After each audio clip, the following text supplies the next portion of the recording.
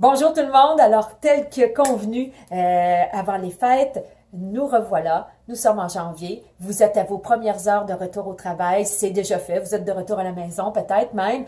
Alors que diriez-vous de préparer vos prochaines vacances? Que diriez-vous d'arriver à vos vacances au mois de mars, dans ce coin-là, avec de l'énergie, avec de la motivation, avec une sensation d'avoir le temps et tout ce qu'il faut pour prendre soin de vous, de votre bien-être, de votre bonheur, ben c'est ce que je vous suggère aujourd'hui.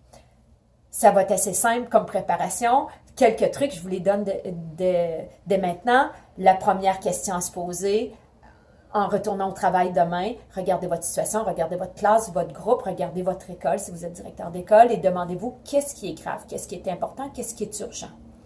Alors, on focalise là-dessus, on met les bonnes énergies et surtout, on essaie de trouver des façons de faire qui vont faire en sorte de répondre à ce qui est grave.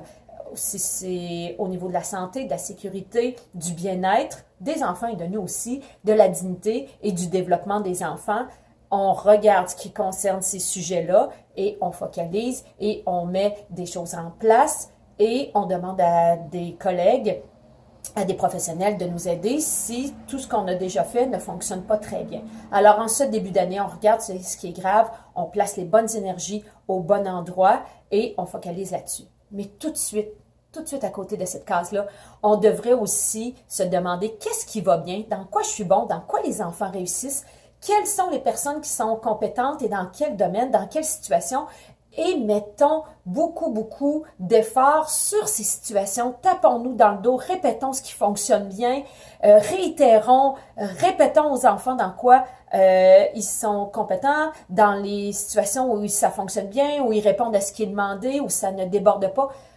S'il vous plaît, focalisons-nous aussi sur ces moments-là. C'est ce qui fait qu'on passe au travers de notre année avec la vision qui est juste, qui est égale pour toutes les situations. Lorsque c'est grave, on le dit, on travaille là-dessus, mais lorsque ça va bien aussi, il faut mettre autant d'énergie et se taper dans le dos et en être fier.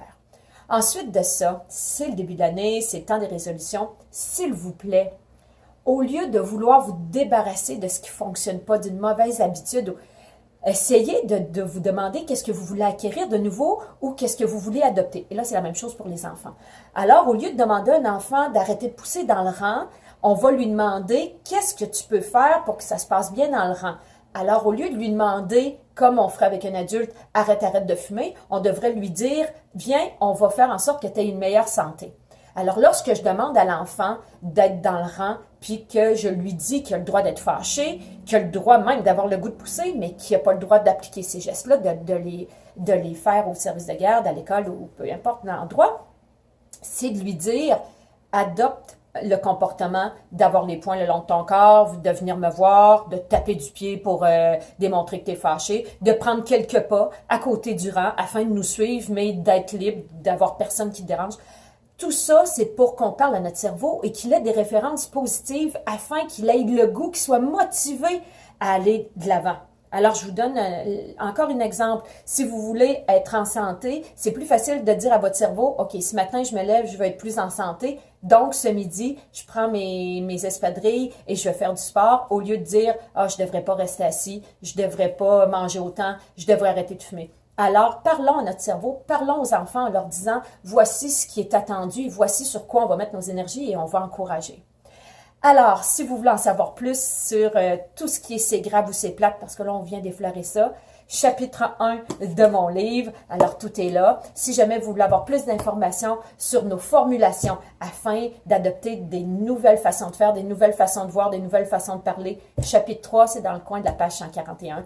Et pour toute autre information, si vous voulez acheter un livre, une formation, une conférence, si vous voulez me poser des questions, si vous voulez avoir une consultation privée avec moi à mon bureau ou dans votre milieu de travail ou via Skype ou quelque chose du genre, vous pouvez trouver toutes les informations au www.dianemartel.ca.